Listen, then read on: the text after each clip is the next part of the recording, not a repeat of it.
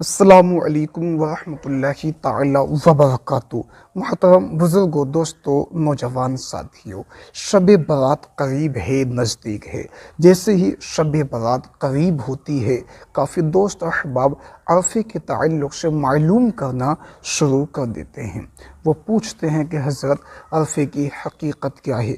लोगों को कहते हुए सुना कि 13 शाबान की रात, 14 शाबान की रात मैयत के लिए इसाले सवाब करना ये ज़रूरी हुआ करता है। दोस्तों, इसकी हकीकत क्या है, आज हम आप हज़रात के सामने पेश करेंगे। नाज़रीन किराम, जिस साल अगर किसी शख्स का इंतकाल हो जाता है तो उसके नाम से अरफ़े की फ़ातिहा हुआ करती हैं।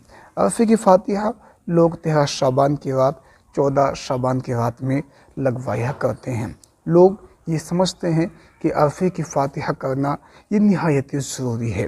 अगर अरफ़े की फ़ातिहा हमने ना की तो जो रूह है, जो मैयत है, उसको तकलीफ़ पहुँचेगी और हम गुनहगार हो जाएंगे। दोस्तों, इस चीज़ की हकीकत क्या है, आप हज़रात याद रख लीजिए। जो लोग ये सोचते हैं कि अरफ़े की फ़ातिहा करना ये निहायत ज़रूरी है, तो ये उनकी जहालत है। शरीयत में इन चीज़ों की कोई हकीकत नहीं है कि आप जो है जनाब 13 शाबान की रात अपने मैयत के नाम से इसाले सवाब करें, या 13 शाबान की रात को या 14 शाबान की रात को उसके नाम से इसाले सवाब करें। इन चीज़ों की कोई हकीकत नहीं है। रही बात इसाले सवाब की, तो आप जब चाहें, जिस वक्त चाहें, आप अपने मैयत की तरफ से मरहूम हो या मरहुमा हो उसकी तरफ से कर सकते हैं। दिन में कर सकते हैं, रात में कर सकते हैं। जो लोग ये सोचते हैं कि 14 शाबान की रात और 13 शाबान की रात जो है मैयत घर में आती है, उसके नाम से न्याज लगवानी ये ज़रूरी है, तो ये उनकी जहालत है।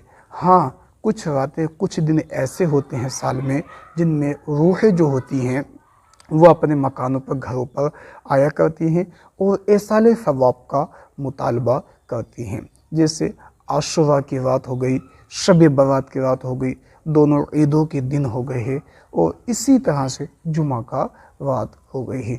नाज़रीन किराम, तो ऐसे कुछ मौके, कुछ ख़ास अय्याम होते हैं जिनमें रूहें जो होती हैं वो घरों पर आती हैं और इसाले सवाब को मुतालबा करती हैं। जब उनके अज़ीज़ व अक़ारिब उनके नाम से इसाले सवाब कर देते हैं तो वो खुश हो जाया करती हैं।